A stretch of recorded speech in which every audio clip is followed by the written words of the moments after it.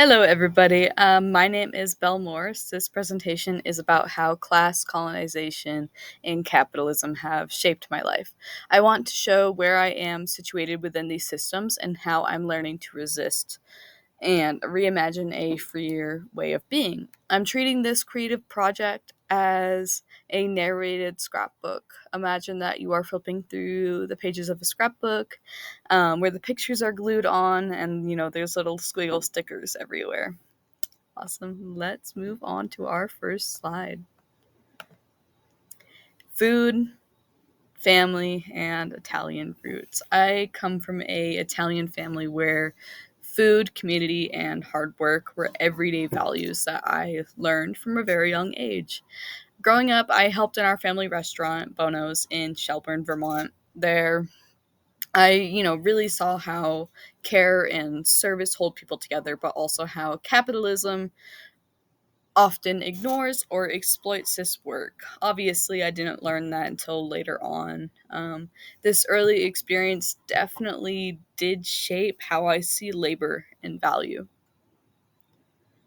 Growing up in Vermont's middle class, we lived comfortably in a two-story home with a big backyard. My dad's job in tech really gave us that stability, which opened doors I didn't really question as a child. I now understand that this was a form of class privilege that shaped my access to education, to nature, and to security. Things, I now realize many do not have. I was not the first in my family to attend college, but I still felt out of place at times. The system seemed built for some people more than others. Learning about um, hegemony helped me see how dominant norms shaped what success looks like and who is seen as quote unquote normal. This awareness was definitely a step towards resisting exclusion. In that picture of my high school graduation in 2018, I'm there with my parents. Living on stolen land. I live and work on the ancestral land of the indigenous Yavapai people. Teaching about this land has really forced me to confront settler colonialism as a ongoing system, not just history. It showed me that loving the land means telling its whole story, including the silences and erasures. This, I believe, is part of my liberation work, and I will always educate the young kiddos out there that they are too on indigenous stolen land.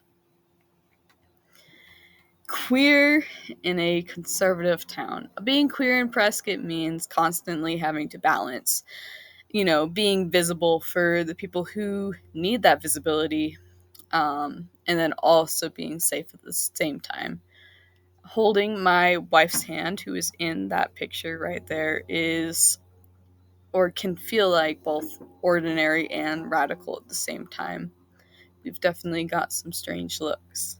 Queerness resists the narrow definitions of family and identity that capitalism and colonization impose. It is a practice of living authentically and pushing against systems that seek to erase difference. So I will, always live as my authentic self, which is another form of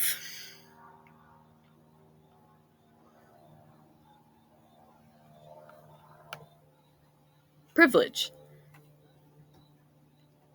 Laboring outside of capitalist values. Much of my career has been really rooted in service education and nonprofit work, fields that, capitalism tends to overlook or undervalue. During my time as a AmeriCorps member, I experienced firsthand how important, vital, and demanding that this work is. Supporting communities, leading projects, and educating others is super deeply meaningful to me, but it often comes with really long hours, limited resources, emotional labor, and inadequate pay. Surplus labor theory helped me realize that the exhaustion and the burnout I felt were not personal failings, but the result of a system that extracts care and labor without providing adequate compensation or support. I do believe that understanding this has been super important in resisting these structures and advocating for a world where care work is truly valued.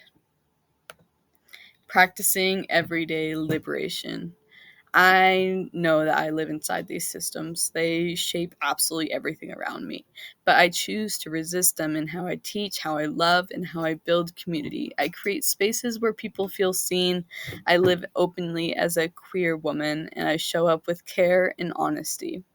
Liberation to me isn't some like far off in the distance goal. It's something and that I practice every day, in the small ways that I connect and stand for what matters.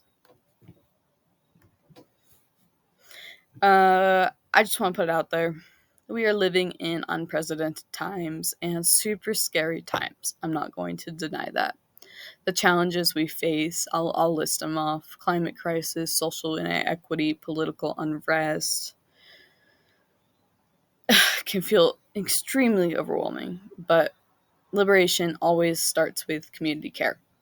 What if we could imagine a world where land is respected, care is honored, and community is the foundation of our economy? These futures, they might seem distant, but the seeds are already within us. Our work is to nurture them together as community. And with that, I'll leave you all with a quote: "Without community, there is no liberation." Audre Lorde. All right, thank you. Be kind to each other. Bye.